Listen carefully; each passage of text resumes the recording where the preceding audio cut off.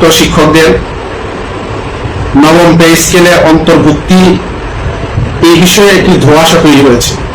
শেষ পর্যন্ত যেটুকু তথ্য আমরা পেয়েছি সেটি হচ্ছে, আগে সরকারি চাকরিজীবীদেরকে নবম পে স্কেল প্রদান করা হবে এবং পরবর্তীতে এমপিভুক্ত শিক্ষক কর্মচারীদেরকে নবম পে স্কেল প্রদান করা হবে।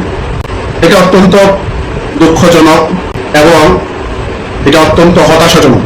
কারণ সরকারি কর্মচারীরা যেমন তাদের দায়িত্ব এবং কর্তব্য সততা নিষ্ঠার সাথে পালন করেন, আমরা যারা এমপিভুক্ত শিক্ষক কর্মচারী আছি আমরাও আমাদের দায়িত্ব সততা নিষ্ঠা এবং আন্তরিকতার সাথে আমরা আমাদের দায়িত্ব পালন করি।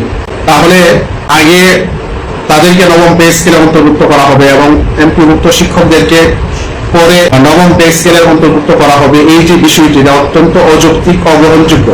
এই ট্রেডিশন যারা চালু করেছে আমরা নিন্দা জানাই এবং প্রতিবাদ জানাই।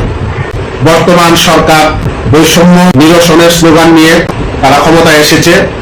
আমরা আশা করব পে স্কেল বাস্তবায়নের ক্ষেত্রে এমপিভুক্ত শিক্ষকদের সাথে যে বৈষম্যমূলক আচরণ করা হয় সেই বৈষম্যমূলক আচরণ থেকে তারা সরে আসবেন এবং এতদিন যে বৈষম্যমূলক আচরণটি করা হয়েছে এখান থেকে চিরতরে এমপিভুক্ত শিক্ষকদেরকে তারা পরিত্রাণ দিবেন, সেই প্রত্যাশাটুকু আমরা আমাদের এই সরকারের কাছে আমরা রাখতে চাই।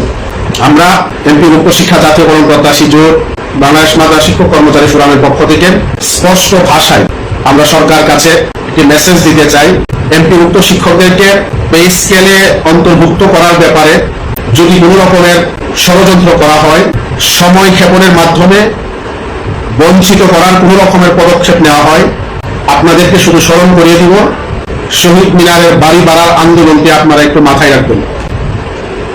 আমরা সরকার নতুন গঠন করেছে, সরকারকে আমরা সময় দিয়েছি, দিচ্ছি এবং আরো দেব, কিন্তু আমাদের পরিকল্পিতভাবে বঞ্চিত করার যদি কোনো রকমের পায়তারা করা হয়, কোনো রকমের ষড়যন্ত্র করা হয়, আমরা এমপিভুক্ত শিক্ষক কর্মচারীরা কোনো অবস্থাতেই কিন্তু আমরা চুপ করে বসে থাকবো না।